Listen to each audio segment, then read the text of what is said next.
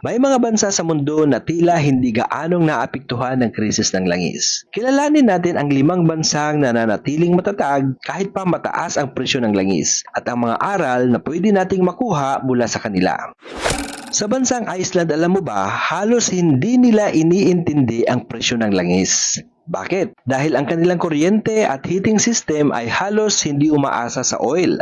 65% ng enerhiya nila ay galing sa geothermal o init mula sa lupa. 20% naman ay mula sa hydropower o tubig. What? Pero alam mo bang hindi sila agad naging ganito? Noong 1970s, lubos silang naapektuhan ng world oil crisis. Kaya nagdesisyon ang kanilang gobyerno na gamitin ang kanilang likas na yaman, mga bulkan at glacier para makalikha ng sariling enerhiya. Ngayon, mababa ang gastos nila sa kuryente at stable ang kanilang ekonomiya.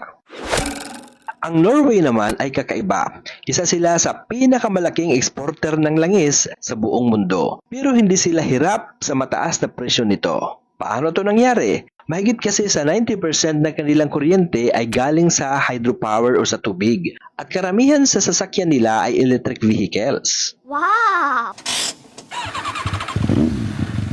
Ibig sabihin, kahit mahal ang gasolina, hindi nila ito gaano ginagamit. Ginagamit din nila ang kita sa langis para mag-ipon ng isang malaking pondo at mag-invest sa green technology. Ang resulta, protektado ang mamamayan at handa ang bansa sa hinaharap. Oh my gosh! Sa Costa Rica naman, kaya nilang patakbuhin ang kanilang bansa ng ilang buwan na walang kahit isang patak ng fossil fuel. Paano? Hydropower ang pangunahing pinagkukunan nila ng enerhiya. Sinusuportahan ito ng geothermal at wind energy. Wala silang sariling langis, kaya napilitan silang maghanap ng alternatibo. Sa halip na mag-aksaya sa military, inilaan nila ang pondo sa edukasyon at sa kalikasan. Ngayon, hindi lang stable ang ekonomiya ng Costa Rica, kilala pa sila bilang isa sa pinaka-eco-friendly na bansa sa buong mundo. Wow!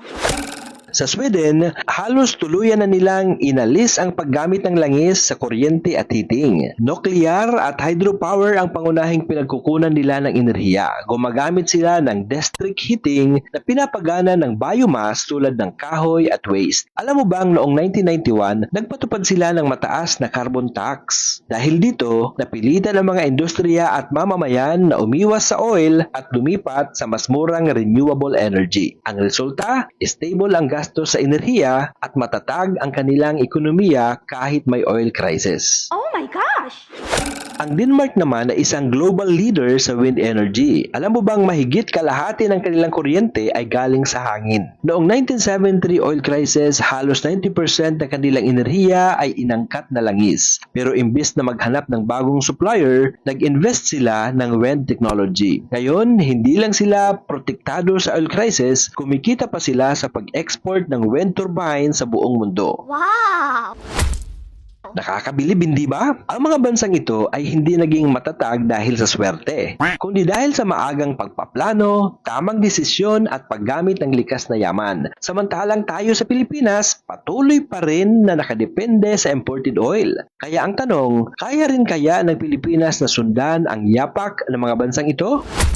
Alam mo ba na sa bawat pagtaas ng presyo ng langis, hindi lang gasolina ang tumataas, pati ang hirap ng buhay ng bawat Pilipino. Isipin mo ito, kung ikaw ay isang minimum wage earner na kumikita ng humigit kumulang 570 pesos kada araw, dati kaya mo nang pagkasyahin ang budget mo para sa pagkain, pamasahe at kaunting ipon. Pero ngayon, ang pamasahe tumaas.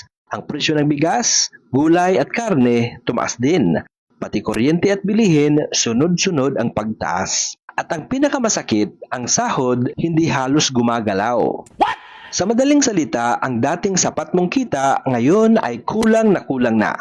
At ang ugat ng lahat, oil price hikes dulot ng tensyon at sigalot sa Middle East. Posible bang makawala tayo sa krisis sa langis sa pamamagitan ng renewable energy? At handa na ba ang Pilipinas na baguhin ang ating sistema para sa mas matatag na kinabukasan? Kung may natutunan ka sa videong ito, i-like at i-share mo na ang videong ito at i-follow mo na rin ang Educational Info at Trivia para sa mas marami pang kaalamang magbibigay liwanag sa ating isipan. Hanggang sa susunod na video, maraming salamat!